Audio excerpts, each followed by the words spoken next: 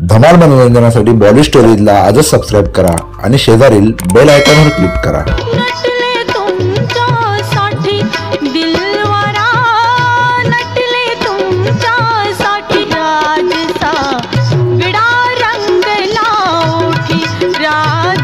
नमस्कार मित्रांनो, स्वागत आहे तुम्हा सर्वांचं बॉली स्टोरीज या आपल्या यूट्यूब चॅनलच्या आणखी एका नवीन व्हिडिओमध्ये।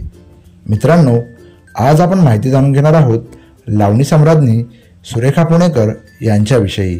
पायात घुंगरू बांधून शृंगार रसाचं सादरीकरण करणं एवढ्यावरच लावणीला मर्यादित न ठेवता लावणीला अगदी जनमानसात रुजवण्याचं काम करणाऱ्या सुरेखा पुणेकर यांनी अत्यंत हालाकीच्या परिस्थितीत काम सुरू केलं। वयाच्या 8व्या वर्षी पारावरच्या तमाशामधून त्यांनी कामाला सुरुवात केली। वडील पुण्यातील रेल्वे स्टेशनवर हमाल होते। हमाली करत करत कोंडीबा टाकळीकर हा त्यांचा तमाशाचा फळ देखील चालवायचे। यामुळेच त्यांच्या लावणीला सुरुवात झाली। तमाशासाठी बैलगाडीमध्ये सामान घेऊन गावोगाव फिरायचं असा त्यांचा प्रपंच। 5 बहिणी, आई आणि वडील असं कुटुंब। त्यात तमाशासाठी फिरताना कुटुंब आणि फळातल्या कलाकारांसाठी भाकरी मागून आणायच्या आणि मग चावडीत एकत्र जेवण करायचं असं त्यांचं जगणं होतं।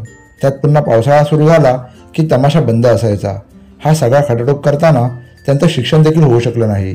मात्र कलेची आवड असल्यानं पुण्यात काम करून मिळालेल्या पैशात त्यांनी कथ्थकचे क्लास केले। वयाच्या 13व्या वर्षापासून सुरेखा पुणेकर यांनी मोठ्या बहिणीसह दत्तोबा तांबे यांच्या तमाशामध्ये काम सुरू केलं। त्यानंतर चंद्रकांत ढवळपुरीकर यांच्या फडामध्ये त्यांनी काम केलं।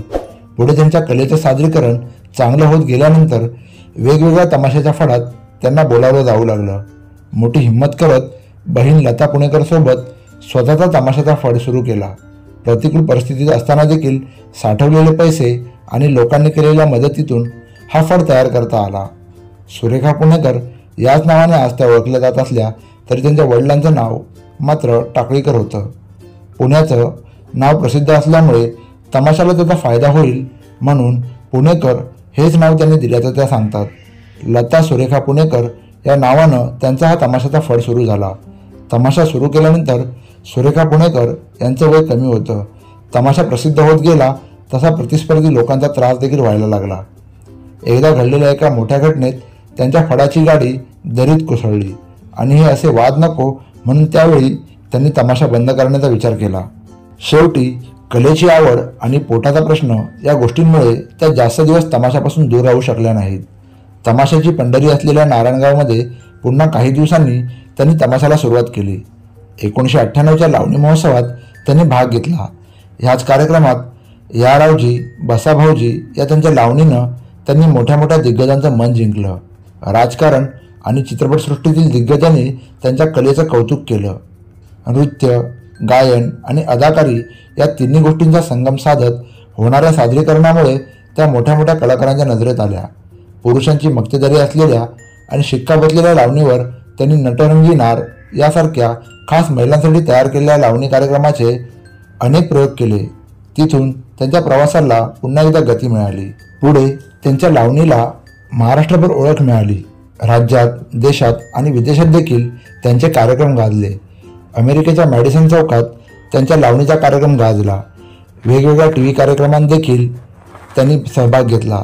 चला हळू द्या, डान्सचे कार्यक्रम आणि मराठी बिग बॉस 2 मध्ये देखील त्या आपल्याला पाहायला मिळाल्या। बैठकीतली लावणी, खडी लावणी आणि पतंगांच्या लावणीसह लावण्यांचे वेगवेगळे प्रकार त्यांनी सादर केले।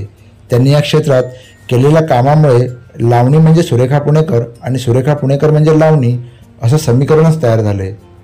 लोककला सादरीकरणाच्या निमित्ताने छोट्याशा खेडेगावापासून मोठ्या शहरापर्यंतचा आजवरचा खूप मोठा प्रवास झाला आहे। गोरगरीब जनतेचे प्रश्न, अडचणी त्यांनी जवळून पाहिल्या।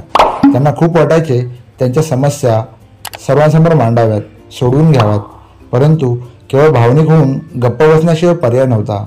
प्रश्न सोडवण्यासाठी राजकीय ताकद देखील आपल्या पाठीशी असायला हवी असे त्यांना नेहमी वाटे। म्हणून त्यांनी राजकीय क्षेत्रात देखील पदार्पण केले। याकरिता त्यांनी राज्याचे उपमुख्यमंत्री अजित पवार यांच्या उपस्थितीत राष्ट्रवादी काँग्रेसमध्ये जाहीर प्रवेश देखील केला। आजपर्यंत आपण कलेची भरपूर सेवा केली। आता गोरगरीब जनता, महिला आणि लोककलावंतांचे प्रश्न सोडवायचे आहेत।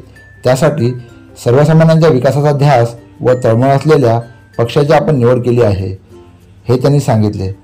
केवळ एक तमाशा कलावंत एवढ्यावरच मर्यादित न राहता सुरेखा पुणेकर यांनी लोककला या क्षेत्रामध्ये खूप मोठं योगदान दिलं आहे. त्यामुळे त्यांचा राजकारणातील प्रवेश देखील अत्यंत महत्त्वाचा आहे. मित्रांनो, लोककलाकार आणि लावणी सम्राज्ञी सुरेखा पुणेकर यांच्याविषयी दिलेली माहिती आपणास कशी वाटली ते आम्हाला कमेंटद्वारे नक्की कळवा. व्हिडिओ आवडले असल्यास व्हिडिओला लाईक आणि शेअर करा. चॅनलवर नवीन असाल तर चॅनलला सबस्क्राईब करा. शेजारील बेल आयकॉनवर क्लिक करा म्हणजे आमच्या नवीन व्हिडिओंचे सर्व अपडेट सर्वात आधी आपल्यापर्यंत पोहोचतील. व्हिडिओ शेवटपर्यंत पाहिल्याबद्दल धन्यवाद.